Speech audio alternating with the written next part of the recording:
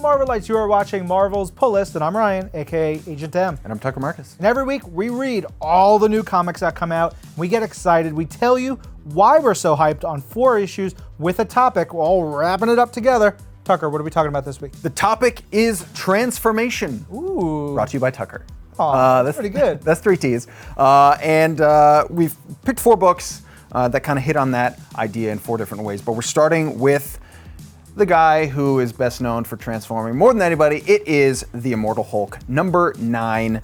This issue is really cool because the Hulk has a throwdown with Crusher Creel. Yeah. Really what this book is all about to me. Every single issue, we sing its praises, we go nuts for it. And rightly so, because as evidenced yet again, Al Ewing can just give oceans of depth to like a spoon. Crusher Creel is a beloved character with decades of history to him, but to see Al Ewing's specific take on him is so cool. They have a fight in here that turns poorly. I don't want to give too much away. Yeah, it is. It's rough, but it's so fascinating. It's so different, and it's just, at the end of the day, nothing that you would expect. Yeah, it's like you've got adaptations and transformations, even with Creel in here. It's really, really neat. But when we're on the topic of transformations, one we're going to have to talk about is Infinity War's Ghost Panther, number 1. T'Challa here. This is the warped universe where he's still part of Wakanda, and he's still dealing with who he is and what it means to be king. And he's sort of like, man, I don't want any of that. So he transforms into like a stunt cyclist. As you do, he becomes Johnny Blaze. But later, he transforms again into Ghost Rider proper, but it's not Ghost Rider, it's Ghost Panther. And it's really, really cool. There's reasons why, and just the whole idea of the warps is that that idea of we're transforming these characters into different things. You got just such cool moments, and the designs in here, and the way Hefty Paulo draws everything. And Jed MacKay's just been writing the heck out of stuff lately. I'm so excited for you guys to check this book out.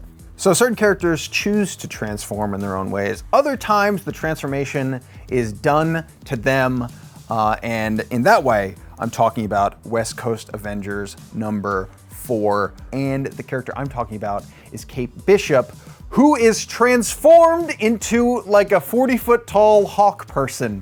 Brodok, one of my favorite villains in recent memory. Kelly Thompson is crushing it with that character.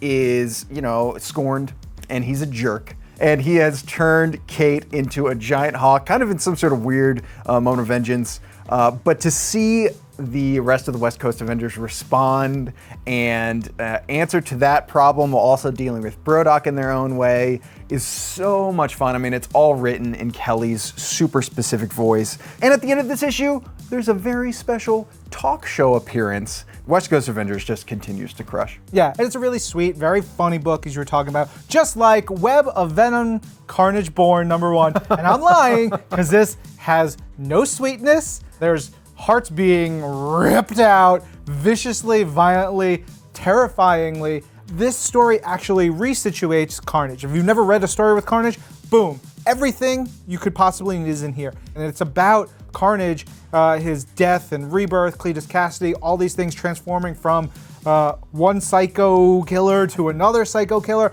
and then by the end transforming into something far worse, and which is just terrifying. Yeah, I completely agree. I mean, just to see the way that Donny Cates gives his Cletus Cassidy spin like in the first 3 pages, and then we're off and running, is so concise. It's so dark and like occult magic-y and twisted.